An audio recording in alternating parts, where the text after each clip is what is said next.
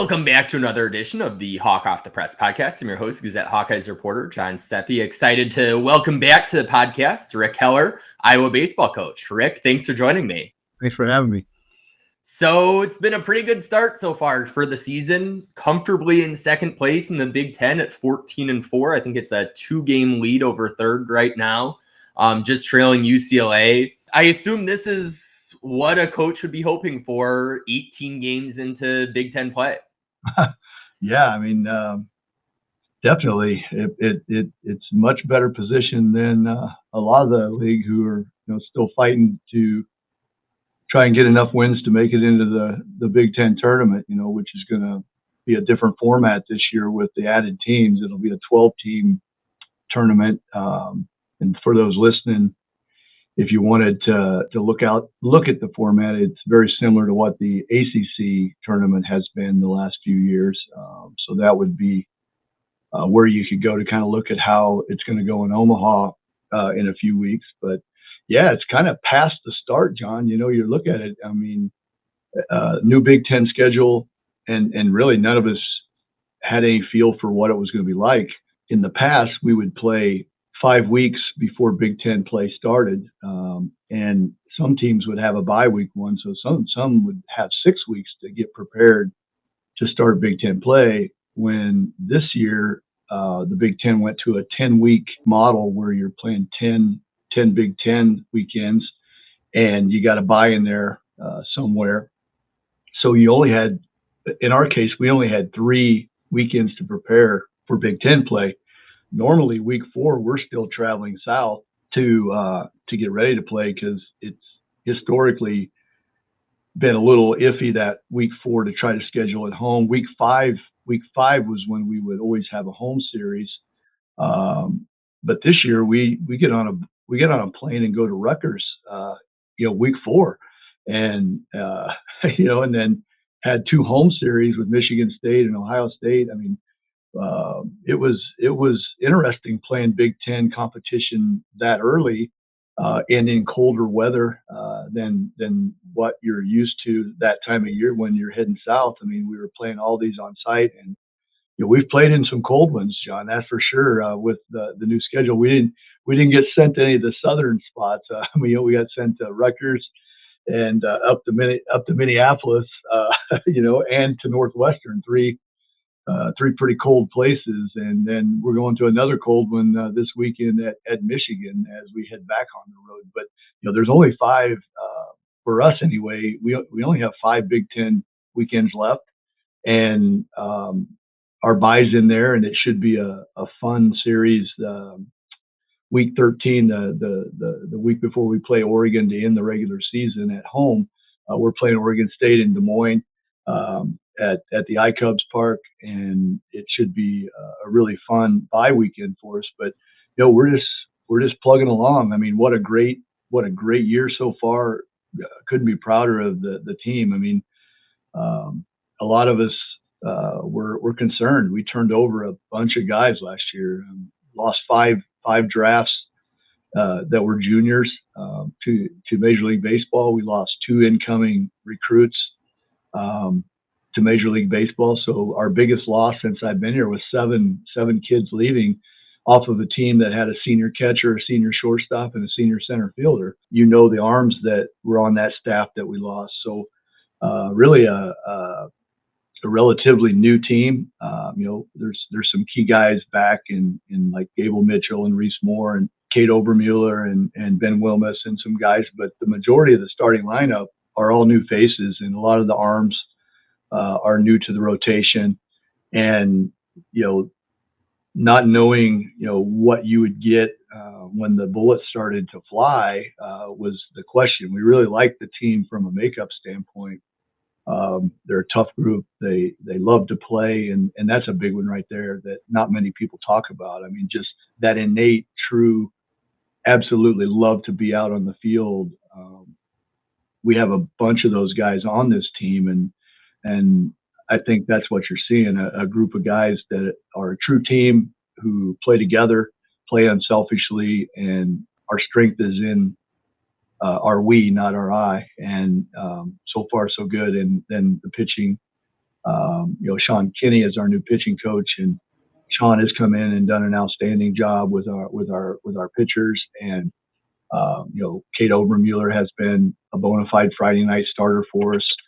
And Aaron Savory has had a really solid year to this point for us, and then Reese Buter as well. So we have been getting really pretty high quality starting pitching all season long. Even in the games we were scuffling a little bit at the beginning of the year, and when I say that, it was people that just kind of look at the record or really start getting involved in watching college baseball about now. I mean, we played 3 weeks where we lost some close games and some tough games that were winnable, or we had a lead late. I was telling the reporters after the game on Sunday when we got beat by Nebraska that the awesome thing about this team is that you can go back and if you dissect all of the games, we have given ourselves a legitimate chance to win every game we've played, with the exception of maybe one or two. And that's all you can ask, is to put yourself in a position, if you execute, or if the ball bounces your way, or if you get the call, you're going to be in a position to win that game. And these guys have done that and bought into that, and they show up and give a great effort every day. And that's why we are where we are, because of our consistency. And then you were mentioning Gable Mitchell, I think up in batting average this year, up in on-base percentage, up in slugging. Seems to be all around a much improved season for him. What has kind of been the key in terms of his development, kind of taking this next step here in 2025?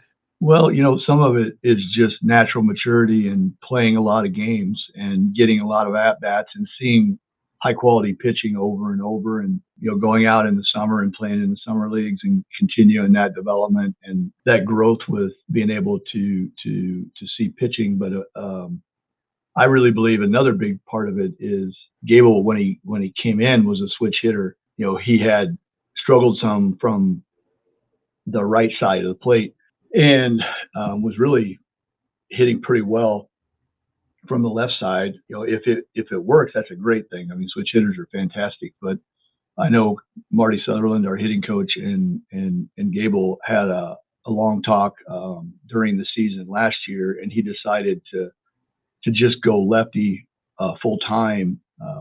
Probably about this time, I'm guessing. I may be off, but close to this time last year. And there was some growing pains in there, seeing the left-handed breaking balls and sliders. But this year, his batting average versus left and versus right is pretty balanced, and it really helped him stay closed and stay on the baseball longer, to be able to hit the left-handers and go the other way better.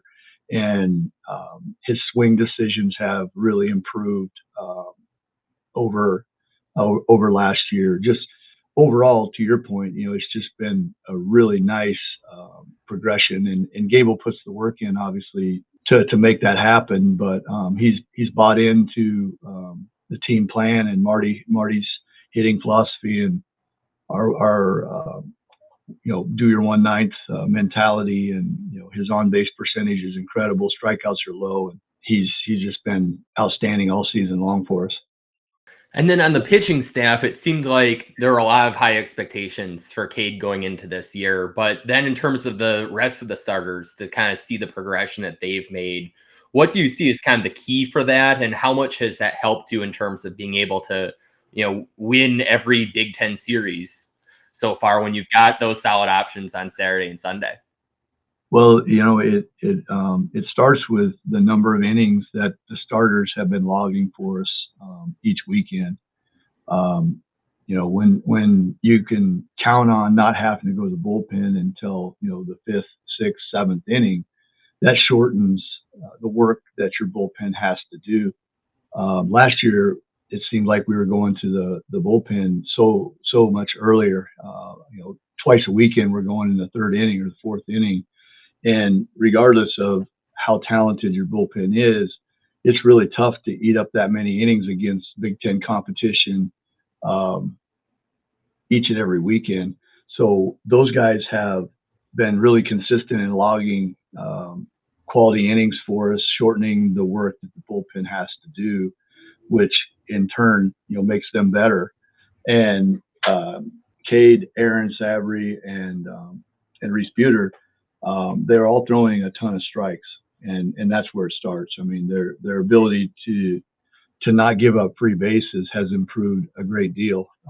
We still would like to clean up some things on the free base side, but it has been a market improvement from last year, and those two things, the combination of those two things, have led to the success that we've had in the win-loss column. Because when you don't give people free bases and make them earn it, so much of baseball is usually what you didn't do as opposed to what the other team did. But when you make the opponent beat you, you come out on top quite a bit. And our staff, for the most part, has done a pretty good job of that. And Cade especially, that's been the biggest mark of his improvement, is just the strike throwing ability. And then he kind of went through what I thought was it's something that all good pitchers go through when you're in this. If you've been a guy that has been a little bit erratic, and then all of a sudden you clean it up and you're in that strike zone more, what's going to happen? Well, you're going to probably tend to give up a few more hits than what you're used to. And so there's a mental situation that you have to come to grips with, that it's okay. It's okay. I'm going to give up some hits. And Cade kind of went through that, back in March, and now has been just building and building with his confidence, and is in a really good place right now. You were mentioning having Sean Kenny now as your pitching coach. How have you seen him kind of put his fingerprints on this pitching staff, and how have you seen that kind of help in terms of this year-to-year improvement? Well, Sean has his own personality, obviously, and it's worked really well with our guys in building quality relationships with our staff from top to bottom, and then just implementing a really core value system of eliminating the free bases and throwing more strikes, and locating our pitches better within the strike zone. Along with that, he brings so much experience with him. He's been in a lot of really good places. He's been at Pepperdine. He's been at San Diego. He was with Eric Backish at Maryland, and then went with Eric when they were hired at Michigan, and then was at Michigan for a few years, and then went to the SEC when Coach Strickland hired him to be the pitching coach at Georgia, and then was at Houston last year before he came up here. So Sean has seen a lot, tons of great experience. He's been in a lot of big games. He's managed a lot of high end pitchers in his career, but he's always been a team guy, a relationship guy, and a guy that the pitchers can trust and really know that he's behind them. And I think all of the combination of all of that with his, just being a great person, is a great combination. And it was something that didn't take our pitchers long to warm up to Sean. You were mentioning having such a new team. Any of these newcomers that have kind of especially stood out or especially surprised you maybe this year? I don't know about surprise, but the probably the one surprise would be just how well our offense has clicked. And I'm not talking just one or two guys. When you look at our statistics offensively, I mean, it just keeps going down the list. You've got not just the core starters or the 4 or 5 key hitters, and then everybody else drops down. You've got 13 guys, 14 guys who are kind of interchangeable, and you can feel really confident playing matchups and playing scouting reports and using the analytics to put a guy in at the right time against the right pitcher, because they're all playing for the right reasons. They're not worrying about themselves. They're just worried about doing their 1/9 and helping the team win. And when you truly do that, I mean, a lot of people talk about it, and that's the goal every year, is to get to that point. But when it really is working, you're pretty unstoppable, and there's no pressure. Pressure goes away when you're not worried about yourself or your batting average, or you're chasing hits, or chasing all conference or all American or the draft. all of those distractions that cause clutter with athletes, and a lot of them can't put out of their mind. This group has put all that ego stuff in the trash can, and they've banded together to form, one of the best offenses in the country. But they also know that as soon as we allow the clutter and the ego to creep back in, that'll go away. And that's the challenge for our group every day, and has been since early in the season when we got on that plane and went to Rutgers, was to just stick to who we are, be the best version of who we are, not worry so much about the name on the jersey we're playing, because we're kind of that team that, we know it's pretty cut and dry. We need to be clean on the mound with the free bases. We need to be clean defensively, and our offense needs to be a 1 through 9, no easy out type offense, and not just rely on 2 or 3 guys to get the job done. And if we do those 3 things, most of the time we're going to come out on top. If we don't, we can lose to anybody. Anybody we play on the schedule could beat us if we're not good at those 3 things. And that really is kind of how we focused every single day, every single game. Is like, we have our own goals within our own team, and we know what we need to do to be successful. And we don't take it as a pressure, but it's our challenge. And we know at the end of the day, the scoreboard will tell us whether we were good at it or not. And we just go out every single day to try to play the cleanest baseball we can, throw strikes, make them beat us, and just be 9 guys that are tough outs and find ways to get on base and pass the torch to the next guy and let him try to do the same thing. Some pretty good crowds this weekend for that Nebraska series. What's it like to see kind of the energy, the growing fan support, kind of the momentum there that your program is generating? John, it's really been that way since I got here, 12 years ago. If we have a nice day now, we have close to that many fans every time out, especially after basketball season's over, which is my big push again to move the season back.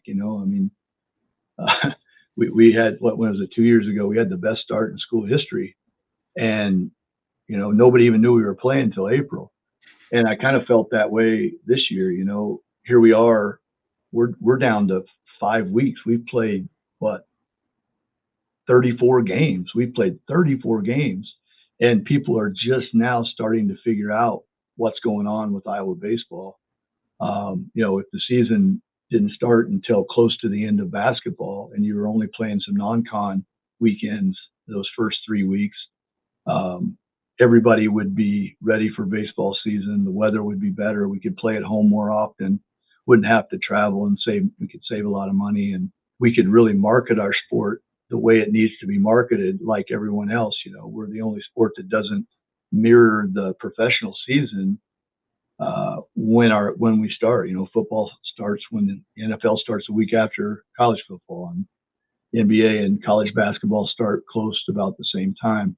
We need to start, very relatively close to when MLB starts, and then we have a chance to really market it and run with it and play maybe 3 more weeks or 4 more weeks into June before the conference tournament. And you would see crowds at Iowa like that pretty much every day. We'd have to add 2,000 more seats minimum to handle it, and that's something I'm still always working on, is trying to get the stadium finished. And it sounds like we're going to have another pretty big addition to the ballpark coming in after next season.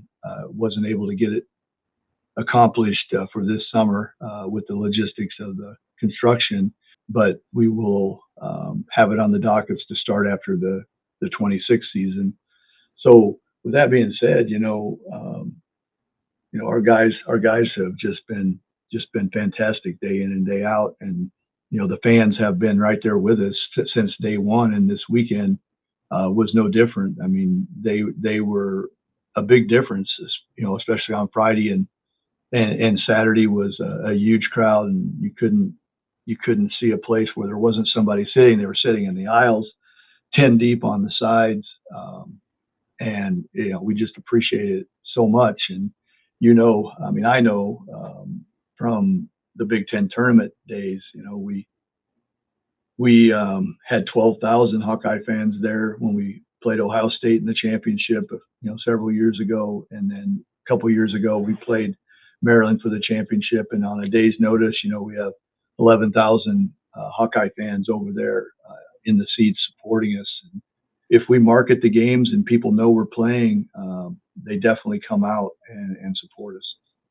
With that post 2026 part of the facility upgrade, how much of a difference do you think that can make for this program? No, I think it makes a big difference. And the fan amenities are really important, because if there were probably a lot of people that came to the game for maybe the first time seeing an Iowa baseball game this weekend. And if you have to, wait in line 2 innings to get a water, or if there's only 2 or 3 stalls in the bathroom, are you coming back if it, even though the excitement in the game was fantastic, are you coming back if you had some of those experiences that right now are out of my control? And obviously I'm pushing hard and fighting as hard as I can to raise money and help get those things taken care of. But, we're to a point where, that has to get done. If we had a nice new stadium with 2,500 chairbacks and plenty of restrooms and concessions, that place would be filled every night. Right now it's like, do we want to go because it's inconvenient because of this and this? Yes, we do want to go, but am I going to go? And luckily for us in baseball, we've been here and have a strong enough following and tradition, and in our program that they come out and they support us regardless. But if we want to take that next step and bring in another 1,500 to 2,000 people on average, then those things have to happen for those families to want to come to the ballpark. And then big series coming up here against Michigan. What is, especially from an RPI standpoint, big series, kind of what are you most looking to see from your team this weekend in Ann Arbor? What I would like to see is exactly the same as what I've seen every weekend so far, with more confidence building. Because when you have a new team or a lot of new faces, you can talk about this, you can talk about that, but until it happens and they experience it, or they experience the success, it's kind of false news to them until it actually happens. I can tell them, we got to do this, we got to do that. And then like early in the season, for example, we had the worst case scenario happen. The very first game of the year at South Florida, nice crowd, night game, a lot of excitement. We've got a 4-2 lead in the 7th inning. Things are going great. Overmule gave us a great start. Anthony Watts is in the game. He's pitching pretty good. We got runners at first and second. We have 2 outs, and there's a full count. And the umpire misses the strike. Boom. Strike 3, he balls it. Big call, right? Big call. Now, what happens? The next pitch, grand slam, we're down 2 runs, and we lose game 1. Well, when that happens, somehow, some way, you got to flip the script and you got to win one of those games. And then all of a sudden the confidence starts to roll. But until that happens, we lose to Notre Dame 2-1, got walked off with a solo home run in the 11th inning. A couple of those losses were really excruciatingly painful at the time, because how valuable wins like that are when you get to May and they are looking at RPIs. But same story on the offensive side. We've been hitting well since the beginning of the year. Well, the first 8 to 15 games, runners at second and third, less than 2 outs, strikeout. Instead of ground ball to second, we score the run. Until somebody starts getting hits or executing with runners in scoring position, then it tends to go, that way where you're not. And it takes somebody actually doing it to break that door down. And sometimes in baseball, the game is designed for 162 games, and the law of averages always work themselves out. But in a college baseball season, it's 56 games, and in a 56 game schedule, they average out most of the time, but not always, because it's not 162. So you hope as a coach that's done it as long as I have, that the law of averages come back to you if you're doing things right and you're working through all those things. In our case, once we started to get a few hits, and it really kind of broke out the Rutgers weekend, we got a favorable wind, even though it was cold, but it was windy. Wind was blowing out a lot, and so we ended up all right. We hit a ball and we get rewarded. We hit a double, we hit a home run, and then next thing you know, we're rolling, and confidence is there, and just kind of carried on since then. And the one thing that really hadn't happened to us that needed to happen happened on Friday night. It's 1-0, big crowd, Nebraska in town. And it's 1-0 when we went to Tony in the bullpen, and this time Tony closed the door. It was the first close win like that, really tight, nail biter, where one mistake and you lose, that we came out on top in a big situation, in a big environment. And that was really the last thing that I have seen that needed to happen for us to take that confidence and run with it in those situations like that the rest of the season. So that was a big win from that standpoint, other than the actual win itself. I think that win will help carry us down the road in those situations, but we needed to have it happen one time, and it did. We've won a lot of games, but we've scored a ton of runs. We've had crazy numbers, like 8 shutouts. I've never been on a team that had 8 shutouts. 8 shutouts at this point. We've had how many 10-run rule wins? Bunches. I mean, we went like 10 games where we scored 10 runs or more every game. I mean, those are crazy numbers. And, there's going to be a time, and it happened to us a little bit on Sunday and a little bit even on Saturday, was that, the numbers we're putting up offensively, they're going to go back to a mean, at some point. You're not going to stay red hot with 9 guys. Baseball just doesn't work like that. I mean, we all hope it does. And occasionally the baseball gods look down on you, and the pitching and the hitting go together, but usually it's one or the other. And so you're always in tight games. But we were blessed that because of our attitude, our effort, playing together, that these first 18 conference games, they've been kind of clicking together, and you hope that continues, and we're not going to do anything different to try to make it stay that way, or definitely not trying to change it, but you just have to stick to your routine. It's a process game, and so much of baseball is being the best at the process and embracing the process and not getting caught up in like our guys, for example. All of a sudden now there are reporters out there, and they're all talking to them, and nobody talked to us for 30 games, and now all of a sudden they're getting asked these questions. How are we going to do this? How are we going to keep winning? How are we going to win the league? You can't blow this game. You can't do this. You can't do that. Well, that's all clutter that doesn't help anybody. So us being able to handle that and continue to stick to the process that we are really good at, that's our challenge. And then with that Oregon State series in Des Moines, kind of how did that come together, and how much do you see it as an opportunity to kind of show what this team could do against a very strong program there? Coach Mitch Canham, their coach, called me and said, "Hey, I see you guys are playing at Washington the week before your bye. Would you want to stop here and play us on the way home?" And I was like, "No, I really don't, because I need a home series, and we actually are in the midst of a very tough stretch. Our last 6 games were Nebraska, Michigan, Indiana, at Washington, bye week, and then Oregon, the toughest stretch of our schedule by far." And I said, "I understand you're in a bad spot not being in a conference, but if you were," I said, "I actually was hoping to find somebody not as strong as you to put in the middle of that stretch. I said, but if you're willing to come out here, we will help you because I know you're in a bad spot. And I said, if you do come, I'll check the iCubs with Sam Burnaby and check and let Sam tell me if the iCubs are on the road and we could possibly play over there. But if not, our field's good and we'll play here.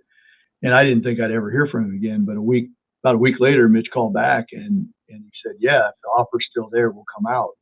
And so what it does for us is it gives us, a marquee opponent, a team that has been in the top 10 all season long. To play that in Des Moines in front of those types of crowds only can help us, moving into the conference tournament. And that's a great trial run. We had a chance to play on grass and dirt because, we're in the midst of a lot of turf fields right now. So that's a good 3-game situation that is going to be similar to the ballpark in Omaha. That's grass and dirt and the bigger crowds and all those things. And for us, it's it's non-conference. So, hey, the chance to play a really good team in our environment.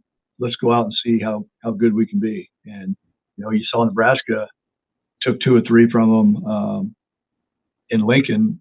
3 weeks ago. We know we can. If they can do it, we know we could do the same if we play well. And then one last thing, in case you didn't have enough things going on during the season, it seems like baseball is maybe one of the more interesting sports in terms of the impact of the House settlement. Do you kind of just say, okay, we'll deal with that after the season? Are you in roster management mode right now? How do you approach that? Man, it's been tough, John, because our sport has way more uncontrollables than really any other sport in college athletics. And most people don't look deep enough to understand what I'm talking about. So I usually don't say a lot because, it's just too deep and too much, for people to even understand. But you're talking about not knowing, exactly scholarship situation. How is NIL going to work now? How is it going to affect the portal with the new NIL model that they're coming out with Deloitte overseeing? Is it going to happen? Now we have 35 on our roster. The coaches in the Big Ten and in the North in general are all lobbying hard to make that roster cap 35 in the fall or 37 or 38, no more. Because what happens in college baseball is different than any other sport. So nobody wants to pay attention to it individually. That there are schools out there that bring 70 kids. They'll bring 70 kids in the fall. And what does that do? Well, 2 things. 1, recruiting is pretty easy if you don't have to really pick who you want. And you can cut the guys you don't want at Christmas time.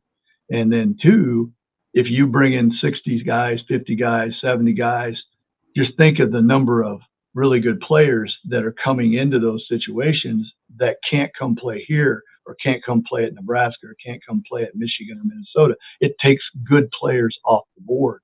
So we have so many things in baseball that don't happen in a lot of sports. And we're in a world right now in which I don't understand. Everybody wants to lump it all into one so we can only make one decision. And it doesn't work that way. In college athletics, every sport is unique and every sport has its own unique characteristics and ins and outs. But baseball, of all the sports, because you have to deal with the draft with your recruits. You have to deal with the draft with, draft eligible sophomores. You have to deal with your draft with the majority being draft eligible juniors. Plus, you're potentially going to lose junior college or even portal kids to the draft. So when's the draft, John? Middle of July. Oh, great timing when school starts August 22nd. What are you going to do when you have all these real numbers that have to actually be there and add up, and you have no control over any of it, none. And the not knowing what's going to happen has just added on top of all the other uncontrollables that we have in baseball that basically drive you nuts 24/7 for every day of the year. I mean, it's something you're never not thinking about is like your roster management. How's it going to work? will he sign? Will he not sign? Is he, what percentage of a chance do we think it'll be that he signs? And the new draft is so fickle and different, from the old 40-round draft. Now that since COVID, we're at a 20-round draft that all of us are trying to figure out. And Major League Baseball has the goofiest draft of all, because they don't draft the best players in order. I mean, it doesn't make any sense to the common fan. And as you're watching it, you're like, why'd they draft him? Well, they drafted him because he took $2 million less that they could use in the third round. And it's just all of this gamesmanship that goes on with the money in the draft that makes our life absolutely miserable. Well, Rick, thanks for joining me. Thanks, John. Thanks for having me. And thanks to our listeners for tuning in to another episode. Until next time, we will talk Hawks later.